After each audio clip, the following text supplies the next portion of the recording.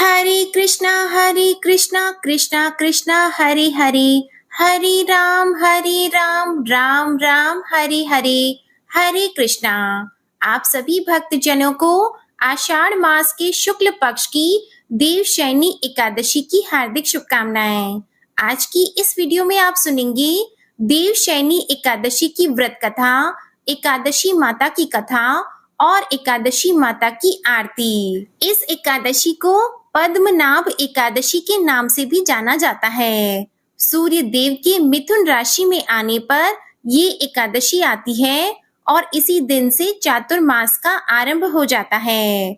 इस दिन भगवान श्री विष्णु क्षीर सागर में शयन करते हैं और फिर लगभग 4 महीने बाद तुला राशि में सूर्य के जाने पर उन्हें उठाया जाता है। उस तिथि को देव उत्थान एकादशी के नाम से जाना जाता है। तो आइए बड़ी ही श्रद्धा और प्रसन्न चित्त मन से देवशयनी एकादशी व्रत की कथा का श्रवण करते हैं। बोलिए श्री हरि विष्णु जी की जय। महाभारत काल की बात है। एक बार धर्मराज युधिष्ठिर ने भगवान श्री कृष्ण से कहा कि हे त्रिलोकीनाथ, आषाढ़ मास के शुक्ल पक्ष की एकादशी का क्या व्रत है? इस दिन किस देवता की पूजा होती है और इस व्रत का क्या विधान है? कृपा कर हे मधुसूदन, यह सब विस्तार पूर्वक बताइए। तब भगवान श्री कृष्ण कहने लगे, हे धर्मराज, एक बार देवर्षि नारद ने भी श्री ब्रह्मा जी से यही प्रश्न पूछा था। तब श्री ब्रह्मा जी ने कहा, हे नारद, तुमने कलयुग में प्राणी मात्र के उद्धार के लिए सबसे श्रेष्ठ और उत्तम प्रश्न पूछा है, क्योंकि एकादशी का व्रत सभी व्रतों में उत्तम होता है। इस व्रत के प्रभाव से सभी पाप नष्ट हो जाते हैं और इस एकादशी का नाम देवशयनी एकादशी है। इस दिन व्रत रखने से भगवान श्री हरि अत्यंत प्रसन्न होते हैं। हे धर्मराज, इस संबंध में मैं तुम्हें एक पौराणिक कथा सुनाता हूँ, ध्यान पूर्वक श्रवण करो। एक समय मानधाता नाम के एक सूर्यवंशी राजा थे। वे सत्यवादी, महान तपस्वी और चक्रवर्ती थे। वे अपनी प्रजा का पालन संतान की तरह किया करते थे। उनकी सारी प्रजा धन धान्य से परिपूर्ण थी और सुखपूर्वक जीवन यापन कर रही थी। उनके राज्य में किसी प्रकार का कोई दुख नहीं था और उस राज्य में कभी काल भी नहीं पड़ता था। कभी किसी प्रकार की कोई प्राकृतिक आपदा भी नहीं आई थी। परंतु न जाने क्यों उनसे देव रुष्ट हो गए। न मालूम राजा से क्या भूल हो गई कि एक बार उनके राज्य में भीषण अकाल पड़ गया और प्रजा अन्न की कमी के कारण अत्यंत दुखी रहने लगी। राज्य में होने वाले सभी यज्ञ बंद हो गए। काल पीड़ित प्रजा एक दिन दुखी होकर अपने राजा के पास जाकर प्रार्थना करने लगी कि हे राजन, समस्त संसार की सृष्टि का मुख्य आधार वर्षा है और इसी वर्षा के अभाव में राज्य में भीषण अकाल पड़ गया है और अकाल से प्रजा भूखे मर रही है। हे नरेश, आप कोई ऐसा उपाय कीजिए जिससे हम लोगों का कष्ट दूर हो सके। अगर जल्दी ही इस अकाल से मुक्ति ना मिली तो विवश होकर प्रजा को किसी दूसरे राज्य में शरण लेनी पड़ेगी। प्रजाजनों की बात और दुख सुनकर राजा कहने लगे, आप लोग सत्य कह रहे हैं कि वर्षा न होने से आप सभी बहुत दुखी हैं। राजा के पापों के कारण ही प्रजा को कष्ट भोगना पड़ता है। मैं बहुत सोच विचार कर कह रहा हूँ, परंतु फिर भी मुझे अपना कोई दोष नहीं दिखाई दे रहा। आप लोगों के कष्ट को दूर करने के लिए मैं बहुत उपाय कर रहा हूँ, परंतु आप चिंतित मत होइए, मैं इसका कोई ना कोई उपाय अवश्य ही ढूंढ निकालूंगा। राजा के वचनों को सुनकर प्रजाजन चले गए। राजा मानधाता भगवान की पूजा कर कुछ मुख्य व्यक्तियों को साथ लेकर वन को चलते हैं। वहां वह ऋषि मुनियों के आश्रमों में घूमते घूमते अंत में ब्रह्मा जी के मानस पुत्र अंगिरा ऋषि के आश्रम पहुंच गए। रथ से उतरकर राजा आश्रम में गए। वहां ऋषि अभी नित्य कर्म से निवृत्त हुए ही थे कि राजा ने उनके समक्ष पहुंचकर उन्हें प्रणाम किया। ऋषि ने राजा को आशीर्वाद दिया, फिर पूछा, हे राजा, आप इस स्थान पर किस प्रयोजन से पधारे हैं, सो कहिए। तब राजा कहने लगे, हे महर्षि, मेरे राज्य में 3 वर्ष से वर्षा नहीं हो रही, जिससे भीषण अकाल पड़ गया है। मेरी प्रजा भयंकर कष्ट भोग रही है। राजा के पापों के प्रभाव से ही प्रजा को कष्ट मिलता है, ऐसा शास्त्रों में लिखा है। मैं तो धर्म के अनुसार राज्य करता हूँ, फिर ये अकाल कैसे पड़ गया, इसका मुझे अभी तक पता नहीं लग सका है। अब मैं आपके पास इसी संदेह की निवृत्ति के लिए आया हूँ। मुनिवर, आप कृपा कर मेरी इस समस्या का निवारण करें।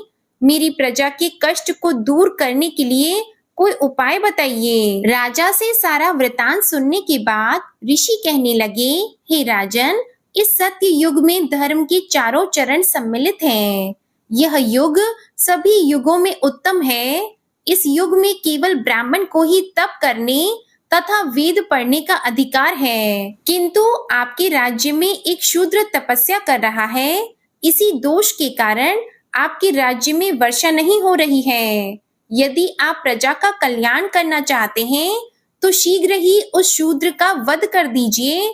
जब तक आप यह कार्य नहीं कर लेते, तब तक आपका राज्य अकाल की पीड़ा से कभी मुक्त नहीं हो सकता। ऋषि के वचनों को सुनकर राजा कहने लगे, हे मुनि श्रेष्ठ, मैं उस निरपराध तप करने वाले शूद्र को नहीं मार सकता, क्योंकि किसी निर्दोष मनुष्य की हत्या करना मेरे नियमों के सर्वथा विरुद्ध है और मेरी आत्मा इसे किसी भी स्थिति में स्वीकार नहीं करेगी।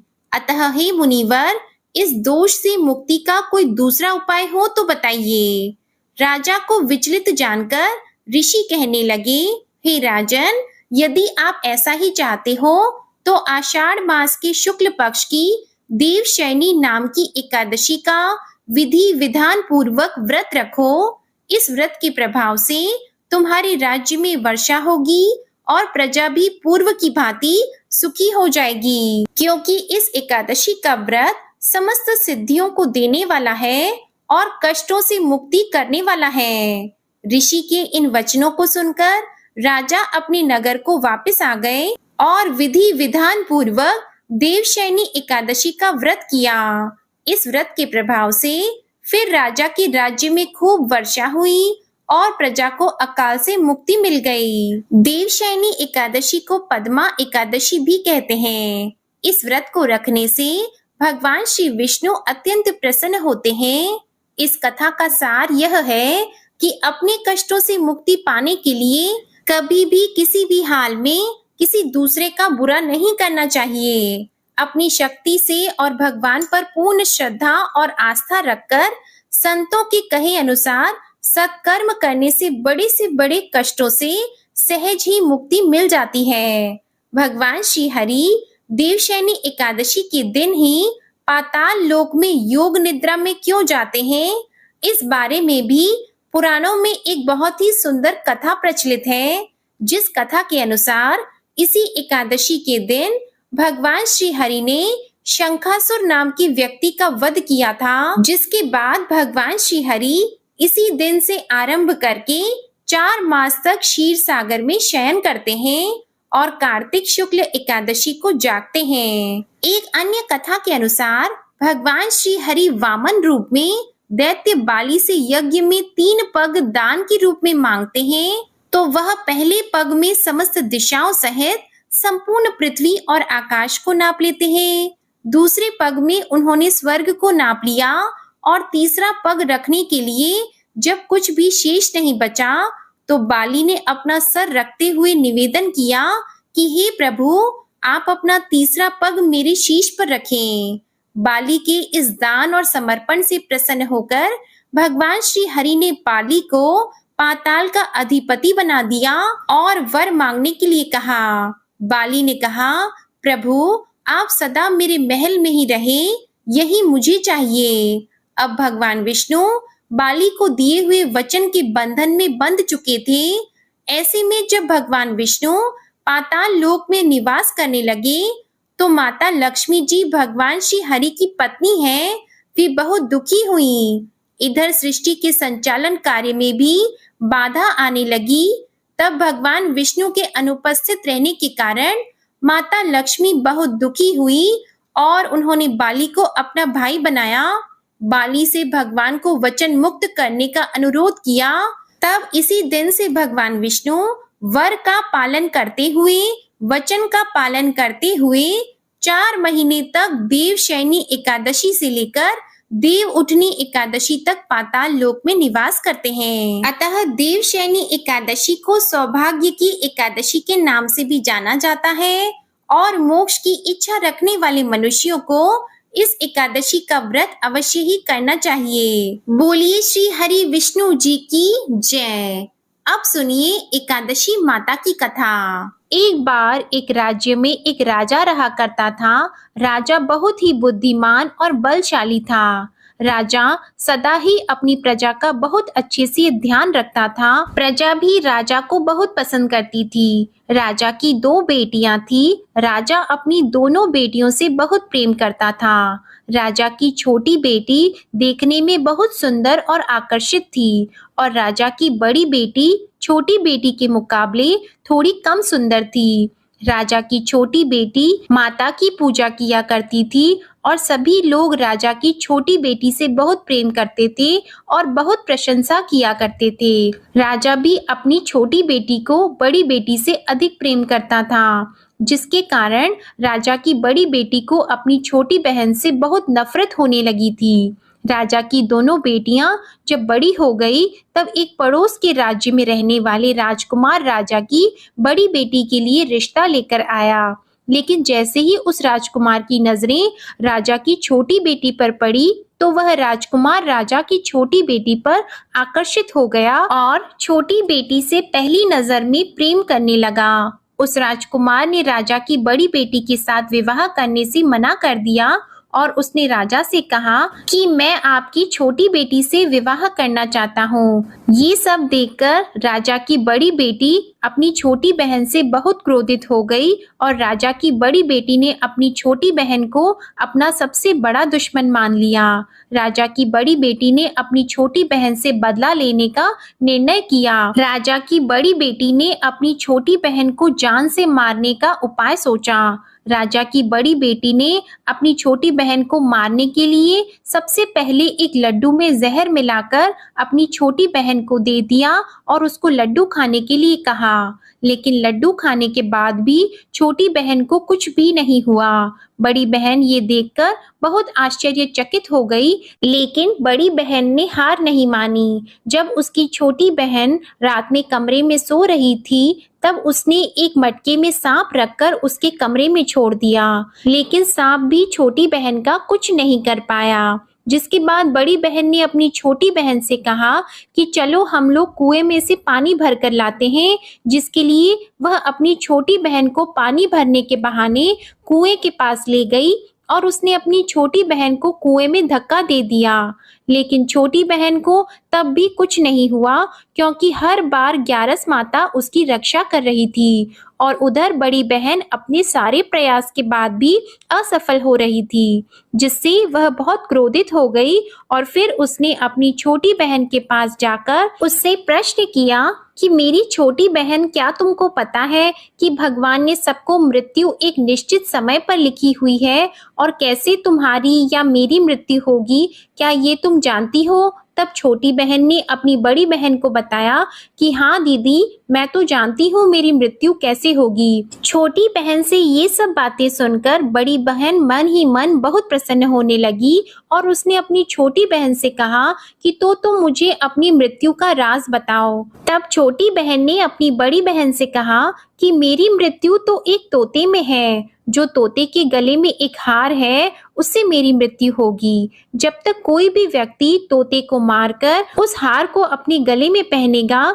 तो मैं मूर्छित हो जाऊंगी और जैसे ही उस हार को अपने गले से उतारेगा, तो मैं वापस से जीवित हो जाऊंगी। अपनी छोटी बहन की मृत्यु का राज जानकर बड़ी बहन बहुत खुश हुई और उसने अपनी छोटी बहन को मारने के लिए उसके पालतू तोते को ढूंढना शुरू कर दिया।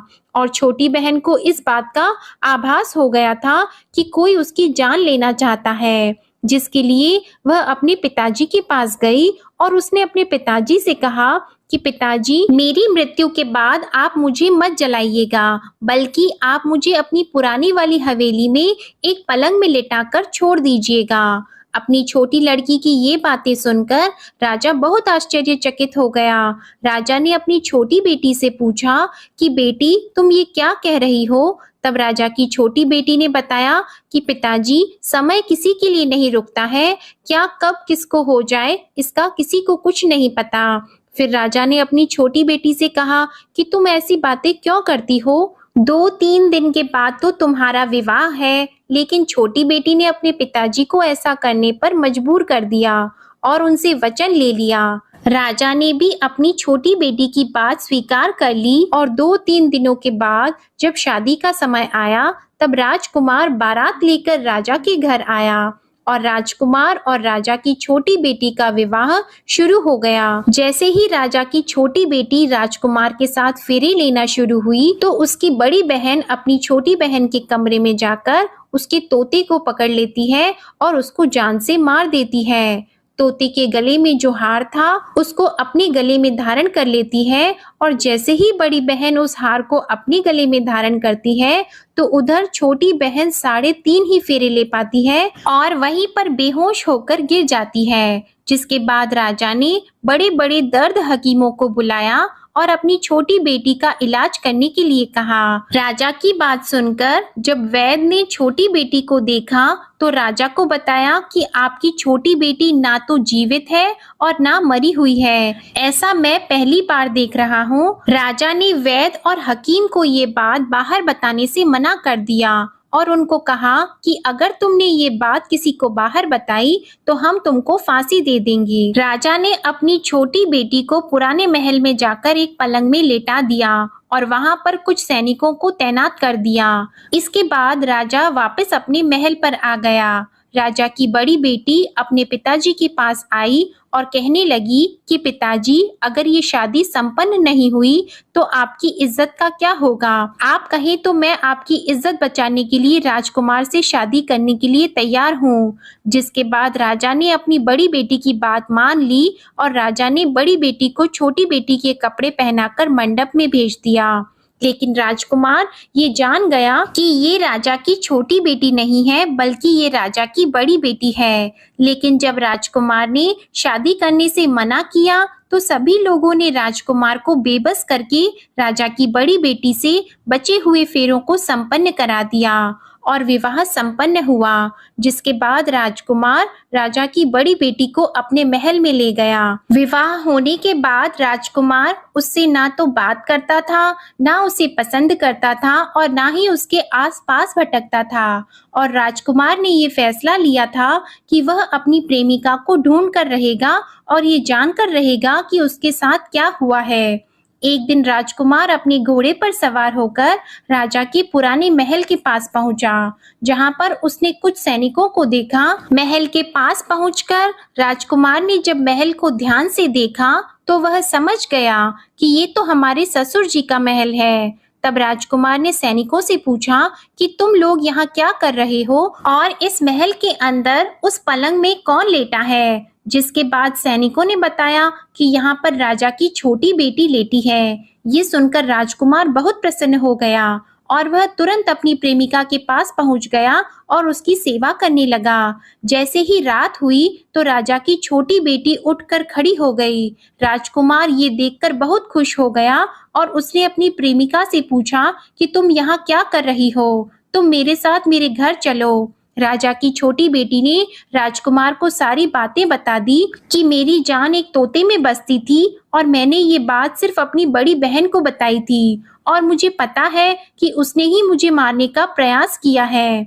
उसके पास एक हार है जिसको वह सुबह पहन लेती है और रात को उतार देती है। जब तक वो हार को पहन कर रखती है तब तक मैं मूर्छित रहती हूँ और जैसे ही वो हार को उतार देती है तो मैं जीवित हो जाती हूँ और जब तक मेरी बड़ी बहन के पास वो हार रहेगा तब तक मैं ऐसे ही जीवित और मूर्छित होती रहूंगी। अगर मेरी बड़ी बहन के पास जो हार है वो मेरे हाथ लग जाए तो मैं हमेशा के लिए जीवित हो जाऊंगी। राजकुमार ये सब बातें सुनकर राजा की छोटी बेटी के पास रहने का निर्णय ले लेता है और उसने अपने बचे हुए सारे फेरे उस पलंग में लेटी हुई राजकुमार की छोटी बेटी के साथ ले लिए और अपना विवाह पूर्ण कर लिया और वहीं पर वो रहने लगा। देखते ही देखते कुछ समय में राजा की छोटी बेटी और राजकुमार की पत्नी गर्भवती हो गई। एक दिन राजकुमार को किसी काम से बाहर जाना पड़ा। तब छोटी बहन के पेट में बहुत तेज से दर्द होने लगा, जिसके बाद उसने माता का आह्वान किया। जिसके बाद वहां माता प्रकट हुई और उन्होंने अपने भक्तों के दर्द को दूर किया और एक पुत्र की प्राप्ति करवाई। और वहीं पर अचानक से राजकुमार भी आ गया। राजकुमार ने ग्यारस माता को देखा तो वह आश्चर्यचकित हो गया और उसने तुरंत ग्यारस माता को प्रणाम किया और ग्यारस माता ने राजकुमार से कहा, जब तुम्हारा पुत्र 5 वर्ष का हो जाए तो तुम आकर अपनी पत्नी का हार इसके गले में डाल देना। और देखते ही देखते राजकुमार और राजा की छोटी बेटी का पुत्र 5 वर्ष का हो जाता है। तो राजकुमार अपने बेटे से कहता है कि बेटा, मैं कुछ काम से बाहर जा रहा हूँ, तुम अपनी माता का ध्यान रखना, और वहां से चला जाता है। राजा को बाहर निकलता देखकर बड़ी बहन के सैनिक देख लेते हैं और बड़ी बहन को जाकर सारी बातें बता देते हैं। जिसके बाद बड़ी बहन अपनी छोटी बहन के पुत्र को वहां से उठवा लेती है और उसको मरवा देती है। छोटी बेटी के पुत्र के 2 टुकड़े करवा देती है।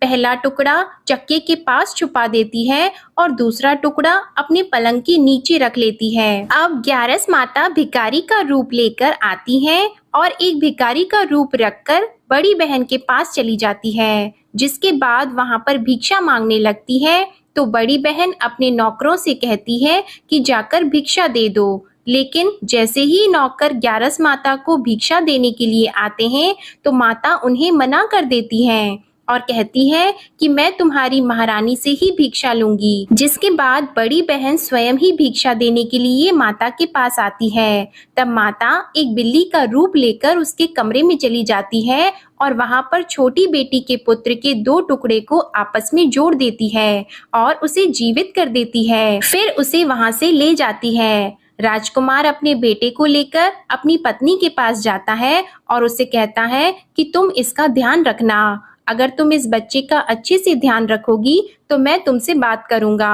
एक दिन राजकुमार अपने बच्चे से कहता है कि तुम मम्मी से उनके गले का हार मांग लो। तो अपने पिता की बात मानकर राजकुमार का लड़का अपनी मम्मी के पास जाता है और कहता है कि मम्मी, मुझे तुम्हारा हार चाहिए। यह सुनकर पहले तो बड़ी बहन बहुत क्रोधित होती है, पर उसको यह याद आता है कि राजकुमार ने कहा था कि अगर मैं इस बच्चे का ध्यान अच्छे से रखूंगी तो वह मुझसे बात करेंगे। जिसके कारण वह हार उस बच्चे को दे देती है और वह तुरंत हार को ले जाकर अपने पिताजी को दे देता है। और तभी राजकुमार अपने बेटे को लेकर वहां से जाने लगता है और अपनी पत्नी से कहता है कि तुम हमारे लिए खाना बनाकर रखना, मैं शाम को आकर तुम्हारे साथ खाना खाऊंगा। और वह अपने बेटे को लेकर वहां से चला जाता है। जिसके बाद वह राजा के पास जाता है और उनको सारी बातें बता देता है। राजा अपनी बड़ी बेटी की ये करतूत सुनकर बहुत क्रोधित होते हैं और अपनी परवरिश पर ही दोष देने लगते हैं। राजकुमार को अपनी छोटी बेटी के साथ रहने के लिए आदेश दे देते हैं। इस प्रकार ग्यारस माता की कृपा से राजकुमार और राजा की छोटी बेटी सुखपूर्वक रहने लगे। प्रेम से बोलिए एकादशी माता की जय। प्रेम से बोलिए माता लक्ष्मी और भगवान विष्णु की जय। माता पार्वती और भगवान शंकर की जय। कथा के बाद अब आप आरती श्रवण कीजिए। ओम जय एकादशी माता मैया, जय एकादशी माता। विष्णु पूजा व्रत को धारण कर, विष्णु पूजा व्रत को धारण कर, शक्ति मुक्ति पाता। ओम जय एकादशी माता। तेरे नाम गिनाऊं देवी, भक्ति प्रदान करनी, मैया भक्ति प्रदान करनी। गण गौरव की देनी, गण गौरव की देनी, माता शास्त्रों में वरनी। ओम जय एकादशी माता। मार्गशीर्ष की कृष्ण पक्ष की उत्पन्ना विश्व तारिणी जन्मी, मैया उत्पन्ना विश्व तारिणी जन्मी। शुक्ल पक्ष में हुई मोक्षदा मुक्तिदाता बन आई। ओम जय एकादशी माता। पौष के कृष्ण पक्ष की सफला नामक है, सफला नामक है। शुक्ल पक्ष में होए पुत्रदा आनंद अधिक रहे। ओम जय एकादशी माता। नाम षटतिला माघ मास में कृष्ण पक्ष आवे, मैया कृष्ण पक्ष आवे। शुक्ल पक्ष में जया कहावे, शुक्ल पक्ष में जया कहावे, विजय सदा पावे।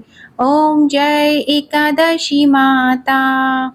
विजया फागुन कृष्ण पक्ष में शुक्ला आमल की, मैया शुक्ला आमल की। पाप मोचनी कृष्ण पक्ष में चैत्र महाबली की। ओम जय एकादशी माता।